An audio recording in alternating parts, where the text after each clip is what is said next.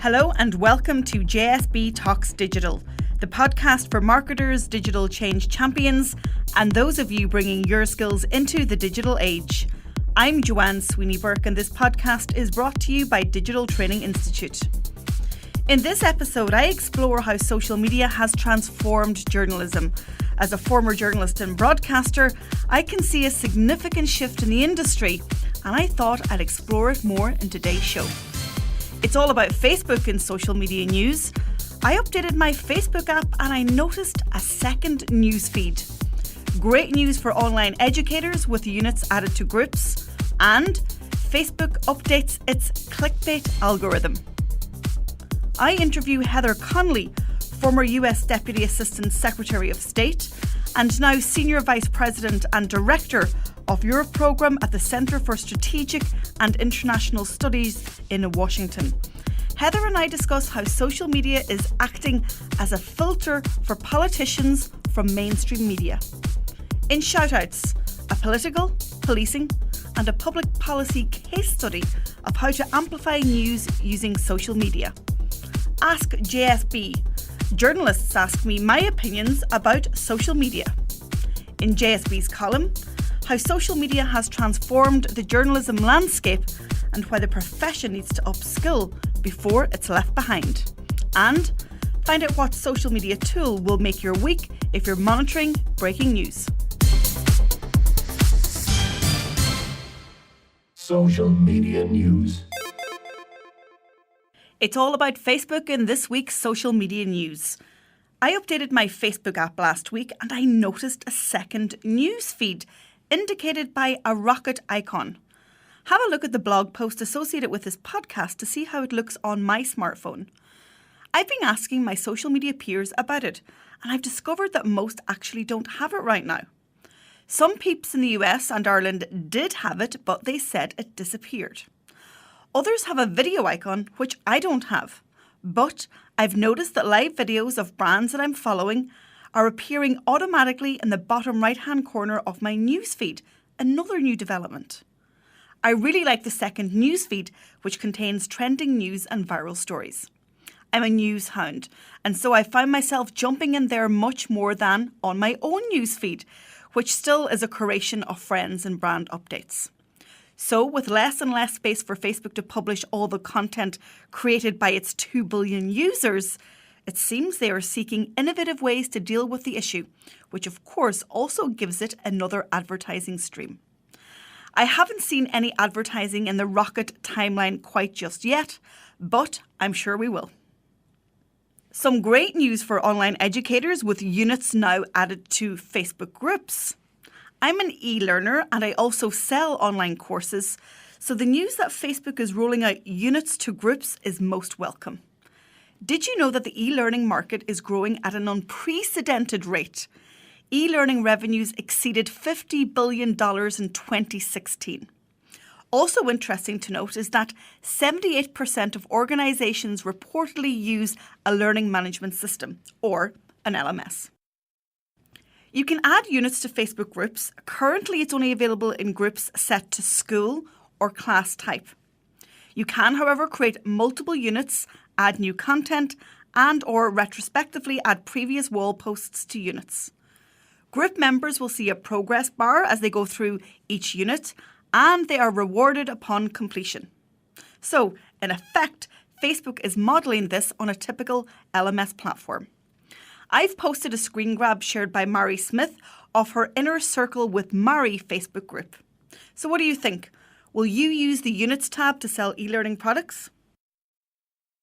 Facebook has updated its clickbait algorithm again. Following their move to combat fake news by taking out full-page ads in UK newspapers, Facebook has reportedly also made another update to its algorithm to combat clickbait. Clickbait is a technique used mainly by websites which sell advertising, so for example, media sites to drive more traffic. Headlines are written deliberately to make you click to find out more, but which are usually exaggerated. But Facebook wants to clamp down on it. Facebook's method for determining whether something is clickbait works a lot like the spam filter in your email.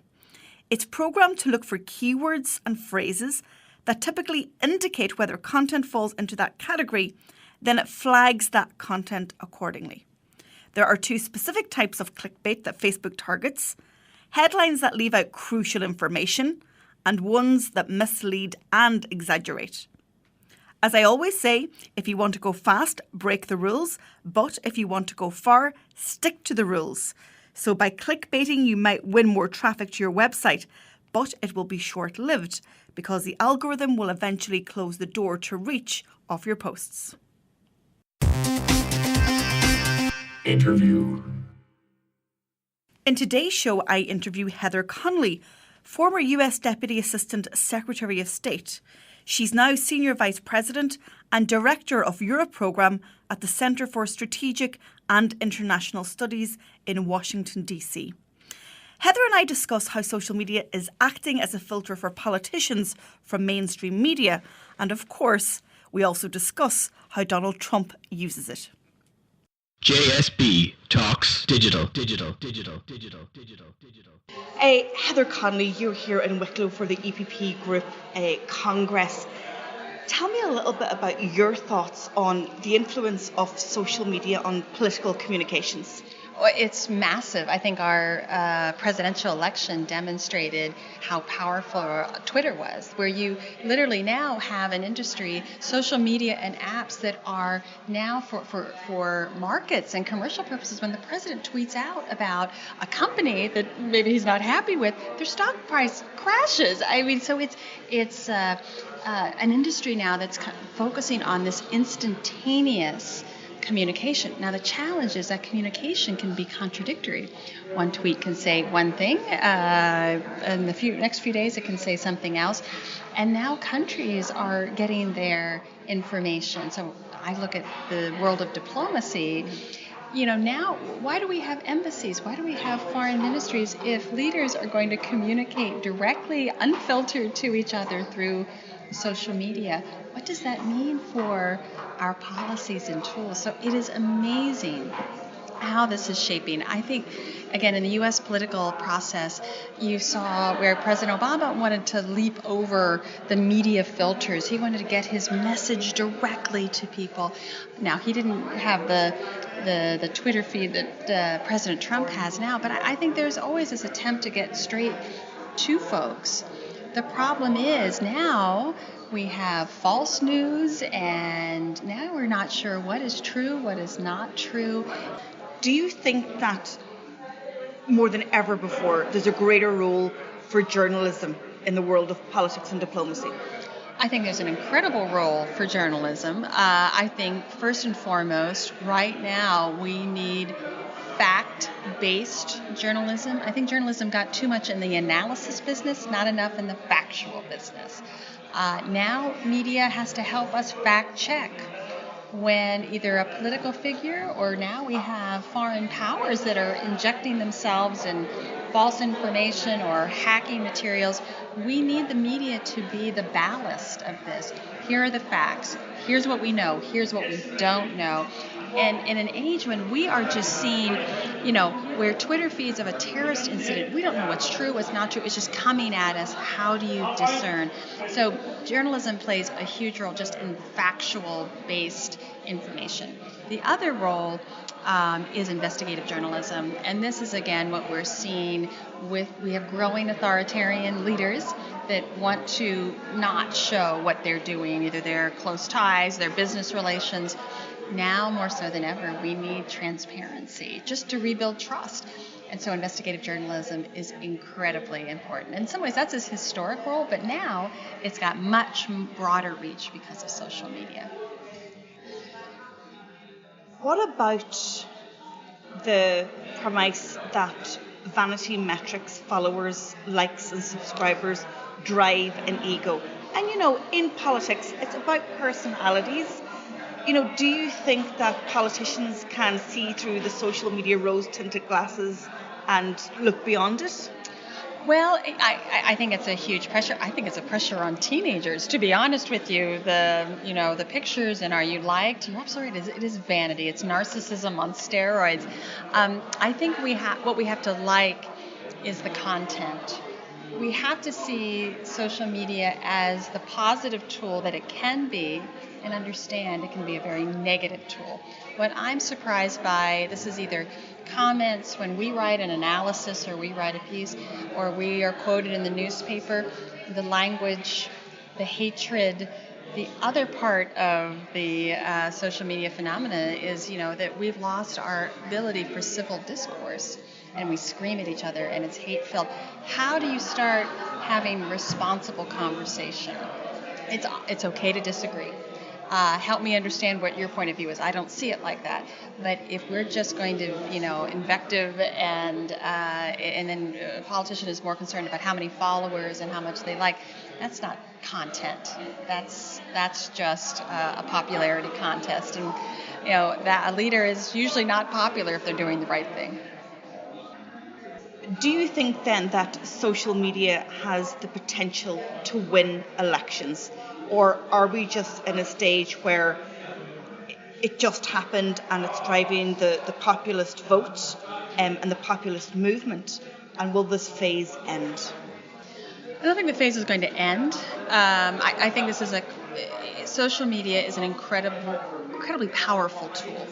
But as I said, it's got its good and its bad. It's so powerful, and it can reach so many. And it can reach so many with hate, whether Daesh uses social media or neo-Nazi groups use it. It has the light and the darkness is involved. I think in election campaigns, it's a question of how you're going to use it and the messages you are going to use, because people don't have belief right now. They don't trust the press. What is fake? What is real? What is truth? It's going to have to be something that people can feel that they can trust it. And you trust news sources that come from people you value, your family, your community leaders. I think it's going to have to be even more grassroots and not just be believed from the top. But no, this is to say, this can be a powerful tool for democracy because we are open and we are inclusive. So ultimately, I think this is incredibly powerful, but we're really struggling with how to use these powerful instruments. Heather, thank you. It's been a pleasure. It's been great being with you. Shoutouts. In this part of the show, I give shout-outs to brands, organisations or individuals whose work online is remarkable and worth talking about. In this week's show, I'm giving a nod to 3 great examples of how to amplify news with social media.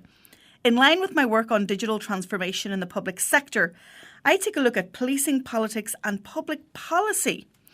But we can all learn from these case studies, even if we're in the private sector. 1. On Saturday night, June 3rd, 2017, a BBC News update on Facebook announced a serious incident at London Bridge. Very quickly it emerged on Twitter that this was yet another terrorist attack. Real-time news is exactly that. From citizen journalists on the scene capturing photos, videos and even doing reportage, we are taken to the scenes of breaking news via social networks. We now know the Met Police responded, reacted, and their responsiveness resulted in the 3 attackers being shot dead within 8 minutes. A remarkable feat for any police force. What followed was advice, however, from their Twitter account to run, hide and tell. They also used Twitter to ask Londoners to avoid London Bridge and Borough Market and use those locations as hashtags for greater visibility. A quick analysis of the hashtag London Bridge showed in 12 minutes 100 tweets were sent by 89 people, resulting in over 500,000 impressions and reaching 438,000 Twitter accounts. In the days that followed, video footage emerged from onlookers. In one tweet on June 4th, we see police surrounding a man who appears to be wielding a knife. The tweeter is Battle Beagle, who says, "London police have everything under control. You've got nothing to worry about. Hashtag London Bridge attack. Hashtag London attack. Hashtag all right." You can see the video on the blog post associated with this podcast. 2. The Irish Health Service was the victim of a recent cyber attack which affected 16 health service organisations in England and Scotland. Pictures posted on social media showed screens of NHS computers with images demanding payments of $300 worth of the online currency Bitcoin, and threatening to delete files within 7 days. The HSE in response launched a social media campaign and used Twitter as their core communications channel. They also launched a dedicated crisis hashtag #ThinkBeforeYouClick, and within 48 hours, it had reached over 1 million impressions and targeted 638,000 Twitter accounts.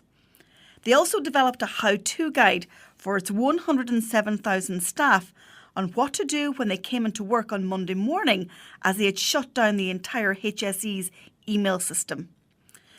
They developed an infographic which featured widely on online media news sites, including the Irish Times, giving the campaign greater visibility and authority on search engines.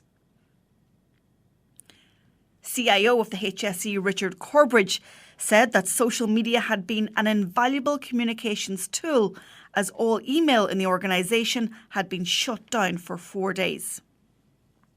3. The recent Fine Gael leadership race, which ultimately would decide the next Taoiseach of Ireland, was a brilliant example of social media PR. 4 regional hustings were held where both candidates, Minister Leo Varadkar and Minister Simon Coveney, went head-to-head in a live debate. I signed up for reminders and notifications on Facebook where they held those live debates, which were moderated by Gavin Duffy, an independent chair, and the party decided deliberately not to have a practising journalist moderate. While the audience in each of the 4 regional locations were made up of Fine Gael members, we, as Irish citizens, were also able to watch from the comfort of our sofa and our smartphone through Facebook. The mainstream media were reporting from the Facebook Live broadcasts, which also included the final results announcements. It all resembled a professional media TV station, but in fact, it was a political party controlling the news and leveraging social media to dominate mainstream media. JSB. Hey Joanne, it's Chris McNulty here. I'm the editor of Donegal Sport Hub and the sports editor of Donegal Daily. My question is, how do you think the life cycle of a news story has evolved with social media? And also, how do you think journalists and news outlets should be leveraging that transformation? Hi Chris, and thank you so much for your question. It's great to hear a fellow Donegal accent on air on JSB Talks Digital. I love your question, and you're absolutely right. The life cycle of a news story has completely evolved with social media. So where before we used to broadcast a news bulletin and we'd push it out on air, it might get an extended life expectancy on a website. But right now, the life cycle of a news story can go on and on. Did you know that Google ranks media sites with the highest authority? So if you get any of your news stories published in an online news website and then getting social proof with it shared on social media, your news story is going to hang around forever. And guess what, Chris? You already know this because you're actually running an online news website. In response to the second part of your question, Chris, journalists really need to upskill in the digital age. You cannot maximise social media if you don't understand how it works. I know that some editors are reluctant to move forward into the digital age and feel that some of their traditional media work might be threatened or diluted, but that's certainly not the case. The simple answer is you need to upskill, you need to understand, and you need to use social media to your advantage. Otherwise, you are going to be left behind. Thanks for your question. Hi, Joanne. My name is John Lynch. I'm head of sport with Shannonside Northern Sound. My question is, how can I use social media to maximise the biggest possible audience for live sports broadcast? Hi, John, and thanks for your question. Well, as a live broadcast journalist, you know all too well how live engages an audience. You just need to extend this to social media. So what I would do is I would actually try and broadcast some of the sports coverage live, maybe not all of it. I would also pre-promote the fact that you're going to go live about 7 days in advance. You can also set reminders on Facebook and you can ask people to sign up for them. I would also leverage the power of the hashtag on Twitter and Instagram, and I would have a dedicated hashtag for each of your live broadcasts. You should also embed the rich content on a blog post on your website. So you might have some video, you might have tweets, you might have Facebook status updates, all of which that you can combine with your long form article. So remember, after the live broadcast is over, it lives on the social web. JSB's column. In today's column, I'm exploring how the world of journalism has been transformed by social media. When I began working as a paid broadcast journalist in 2001, I was updating the station website, but that's as far as our news sharing went. It was either on-air content or on the website. I guess we were early adopters in terms of having twice daily news updates on the site. But fast forward 16 years, and the sector has been truly transformed. Journalism has suffered like every other industry during the recent recession. Budgets were cut, there was no investment in upskilling, the core focus was to sell on-air advertising to fund salaries. All the while, the digital revolution was exploding underneath reporters' notebooks. Reuters news agency recently carried out a survey which said that 78% of people right now prefer to read long-form content than video. That research would seem to be in direct conflict with the research of social networks and technology companies, which deem video to be the transformer of the internet by 2020. So, news isn't dead, nor will it ever be. However, 2016 was the year of the echo chambers and the escalation of fake news sites. In an interview with Dr. David Staniloff from the Transatlantic Academy in Germany on episode 39, I was shocked to learn that right now, for every one journalist in the United States, there are 4 PR consultants. Not that I'm dissing PR consultants. Hell, I am one. But the balance of news output has been reduced, and so what we read on the social web is dominated by non-news sources. The Reuters Institute for the Study of Journalism research suggests 51% of people with online access use social media as a news source. Social media also outstrips TV as a news source for young people. Of the 18 to 24-year-olds surveyed, 28% cited social media as their main news source, compared with 24% for TV. The report, now in its 5th year, is based on a YouGov survey of about 50,000 people across 26 countries. Meanwhile, Farhad Manjoo in the New York Times says Twitter is a haven for fake news. He maintains that the microblogging site actually helps news manipulators. He says, if you can get something big on Twitter, you're almost guaranteed coverage everywhere else. He goes on to say that Twitter is clogged with fake people. He says, when journalists see a story getting big on Twitter, they consider it a kind of responsibility to cover it, even if the story may be an alternate frame or a conspiracy theory. Alice Marek, who was the co-author of a recent report on the mechanics of media manipulation for the Data and Society Research Institute, says that's because if they don't, they may get accused of bias. We've seen how President Donald Trump's tweets are now making mainstream news, even if his coffee typo tweet was deliberate. So, you may ask, where is the journalism in all of this? The role of journalism, in my view, has never been so important. The media have a responsibility to counteract fake news, to understand how the internet works, and even to upskill in terms of optimising news for search engines. Journalists are natural storytellers. They understand how to engage an audience. They are proficient writers and exceptional narrative creators. They are just missing one vital piece: digital skills.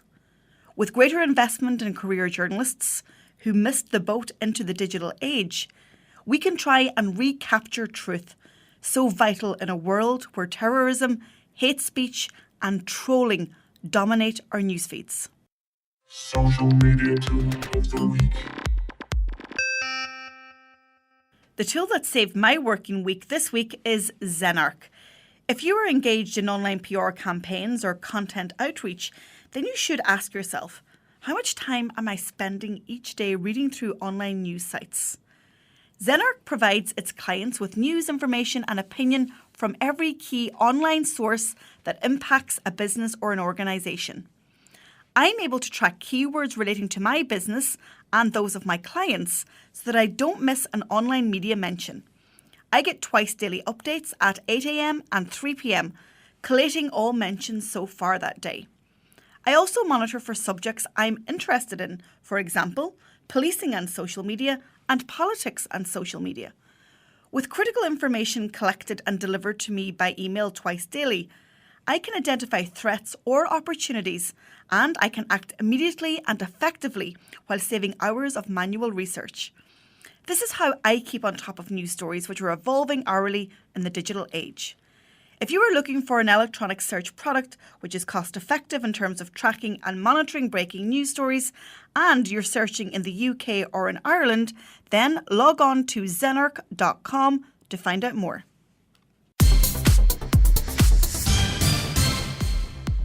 Thanks for tuning in to this episode of JSB Talks Digital, and thank you for being a regular listener if you are one. This is episode number 51, and next week's show marks a whole year of JSB podcasting. This makes me very happy and proud, so to have you on this journey with me makes every show stressor worthwhile. Believe me, there are days when I'm running into studio at the last minute to record a show, including today's, but I always make it.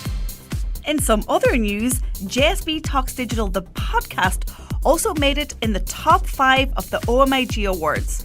Unfortunately, we didn't walk away with gold, but hey, Owen and I are very happy with top 5. So, to ensure you never miss an episode of my weekly podcast, be sure to subscribe on your smartphone, on iTunes or on Stitcher. You can also subscribe on SoundCloud, and I'd also love a review. As always, I have everything discussed on today's show on my blog at digitaltraining.ie. And don't forget to submit your social media and digital marketing questions at digitaltraininginstitute.ie/askJSB. I am Joanne Sweeney Burke. This is JSB Talks Digital. Thanks for listening, and I'll talk to you soon. JSB Talks Digital.